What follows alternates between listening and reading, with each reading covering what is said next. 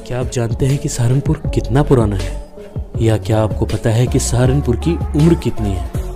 इसी विषय पर प्रकाश डालने के लिए हमने आमंत्रित किया है सहारनपुर के एक जाने माने इतिहासकार माननीय राजीव उपाध्याय जी को, जो पिछले 17 वर्षों से निरंतर सहारनपुर के इतिहास के ऊपर कार्य कर रहे हैं।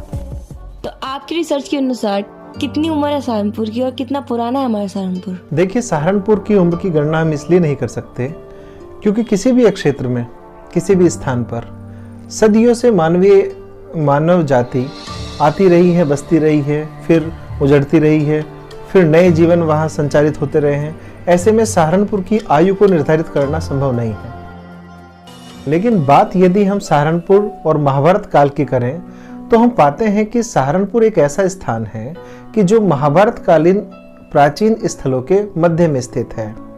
भौगोलिक दृष्टि से सहारनपुर के बिल्कुल पश्चिम में स्थित है कुरुक्षेत्र। कुरुक्षेत्र वो स्थान है जहां महाभारत की महत्वपूर्ण घटनाएं संपन्न हुई। कुरुक्षेत्र से आगे बढ़े तो आता है करनाल, जो कर्ण से जुड़ा हुआ है। उससे आगे कैराना भी कर्ण से जुड़ा हुआ है। और यदि हम बढ़ते हैं दक्षिण और पूर्व की ओर तो आता है इंद्रप्रस्थ और हस्तिनापुर। दोनों ही महाभारत कालीन महत्वपूर्ण स्थल हैं जिनके आधार पर महत्वपूर्ण घटनाएं महाभारत की हुई हैं, और वहीं से महाभारत का युद्ध भी प्रारंभ हुआ था। फिर हम महाभारत की दृष्टि से आगे बढ़ते हैं तो हम पाते हैं कि मुजफ्फरनगर में एक स्थान है शुक्रताल। वो लगभग सहारनपुर के पूर्व दिशा में बैठता है। वहाँ भी महाभारत की महत्वपूर्ण घटना हुई और महाभारत के जो राजा परीक्षित थे उन्होंने वहाँ अक्षेत्र पर शासन किया था। महाभारत की दृष्टि से और आगे बढ़ें तो सहारनपुर के बिल्कुल पूर्व में हरिद्वार स्थित है, और हरिद्वार प्राचीनतम काल से वो स्थान रहा है जहाँ हमारे पूर्वजों की अस्थियों का विसर्जन हम करते आए हैं। तो महाभारत काल में भी ये महत्वपूर्ण स्थान था और इस स्थान को गंगा द्वार के नाम से जाना जाता है। और सहारनपुर के उत्तर में स्थित है देहरादून, जिसे द्रोण की नगरी माना जाता है, तो वो भी महाभारत कालीन स्थान है। तो ऐसे में हम पाते हैं कि सहारनपुर ऐसी महाभारत कालीन जो स्थान है उन सब के मध्य में स्थित है। और इस बात पर भी मोहर लगती है सहारनपुर के महाभारत कालीन होने पर, क्योंकि यहाँ बहुत सारे स्थानों का संदर्भ पांडवों से और पांडवों की कथाओं से माना जाता है।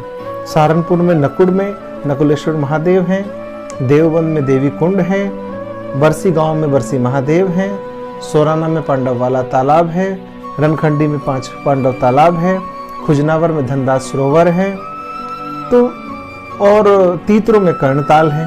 तो हम पाते हैं कि महाभारत कालीन घटनाओं से जुड़ी हुई किंवदंतियां यहाँ मिलती हैं। तो इसका निष्कर्ष ये निकलता है कि सहारनपुर का कोई न कोई संबंध महाभारत काल से रहा है। एक और चीज महत्वपूर्ण बात है कि सहारनपुर पूरा वन क्षेत्र हुआ करता था, और देववंद का नाम, प्राचीन जो नाम था वो देववृंद है, और उसको देवी वन के नाम से भी जानते थे। और जो प्राचीन नगर है बेहट, इसका प्राचीन नाम था वृद्धहट। यहाँ भी घने जंगल हुआ करते थे। तो ऐसे में ये प्रतीत होता है कि पांडवों को जब अज्ञातवास बिताना होगा तो उनके लिए ये सबसे उपयुक्त स्थान रहा होगा छिपने के लिए, अपनी पहचान को छिपाने के लिए।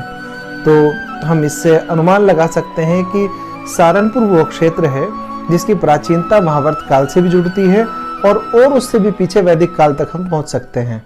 तो आप सिनेमैटिक सहारनपुर के लिए 2 लाइनें कहना चाहेंगे? देखिए, सिनेमैटिक सहारनपुर की विविधता को दिखाने के लिए बहुत महत्वपूर्ण काम कर रहा है।